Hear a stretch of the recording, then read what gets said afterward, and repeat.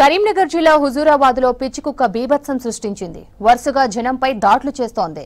నిన్న స్థానికులపై దాడి చేసిన పిచ్చికుక్క ఇవాళ ఉదయం మరో 9 మందిని కరిచింది. గాయపడిన వారిని ఆసుపత్రికి తరలించారు.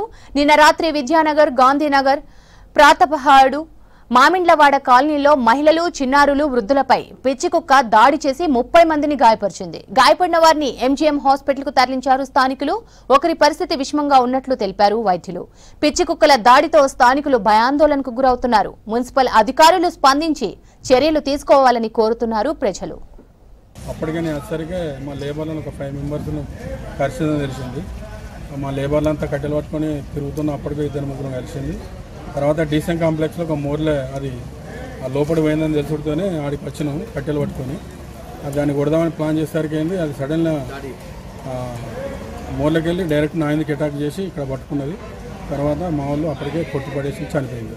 మొత్తము వార్డులో కూడా అన్ని వార్డుల్లో కూడా తిరుగుతూ సంచరిస్తూ ఉన్నది.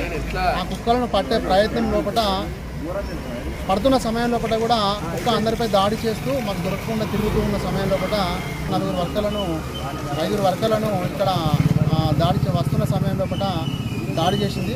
కాబట్టి హుజూరాబాద్ ప్రజల సమక్షం లోపల వాళ్ళు ఇచ్చిన సమాచారం ప్రకారం వాళ్ళ ఆధ్వర్యం లోపల ఈ కుక్కను చంపమని చెప్పడం వల్ల దాన్ని అందరు కలిసి బంధించి కుక్కను కొట్టడం జరిగింది. అది దాన్ని వేరే ఇతర ప్రదేశం